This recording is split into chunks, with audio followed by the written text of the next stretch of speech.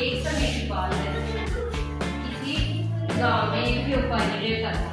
रंग बिरंगी सुंदर सुंदर टोपी बनाता था और फिर सुबह एक गांव से दूसरे गांव में जाता था उन टोपियों को बेचने के लिए। टोपियों को बेचने के लिए वो एक गांव से दूसरे गांव में जाता था। उसे एक बहुत सुंदर जंगल का सामना करना पड़ता था। उस जंगल में बहुत सारे बंदर रहते थे। वो ऐसी टोपी बेचते बेचते बेचते एक दिन थक गया। एक जंगल में पर्वत के पेड़ के नीचे बैठकर आराम करने लग गया। जैसे आराम करने लगा, उस पेड़ के ऊपर बहुत सारे बंदर रहते थे। उन बंदरों ने एक एक उसकी टोपी ले गए। सब बंदर एक एक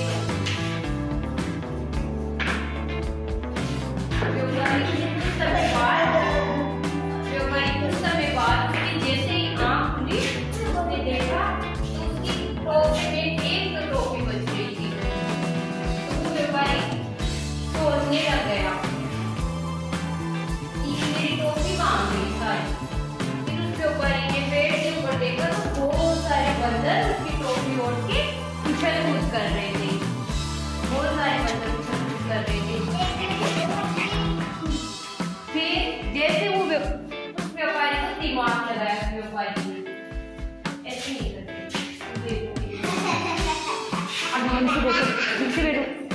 फिर उस व्यापारी ने ऐसे सिर में जाने लग गया तो वो बंदर भी सब जा रहे थे अपने सिर को। फिर व्यापारी ने अपने सिर पे मारा, वो बंदर भी मार रहे थे।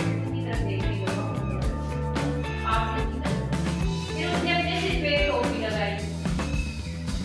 व्यापारी ने टोपी लगाई तो बंदर भी सब अपनी टोपी लगाई। व्यापारी की टोपी उतारी तो बंदरों ने भी सबने अपनी टोपी उतारी।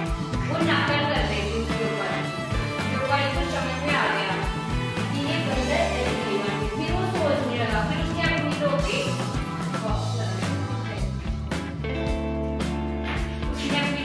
सब बंदरों ने लगाई। फिर उसने अपनी टोपी उसी टोकरी में फेंकी तो सब बंदरों ने भी उसमें फेंक दी। व्यापारी सब टोकरियों को लेके दूसरे गांव में चला गया बेचने। दूसरे गांव में बेचने लगा।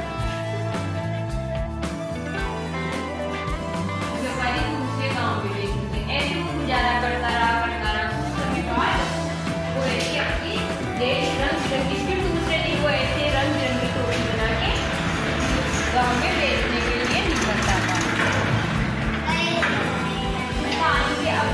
कहानी की कैसे समझती है? बुद्धि का इस्तेमाल करना चाहिए ना। बंदरों से टोपी कैसे ली व्यापारी ने? कैसे थी बताओ आप? दिमाग लगाती हो, बुद्धि से ली ना। और अब बताओ व्यापारी की टोपी कौन लेके गया था? फिर वापस कैसे ली? दिमाग से ली। कैसी लगी आपको कहानी?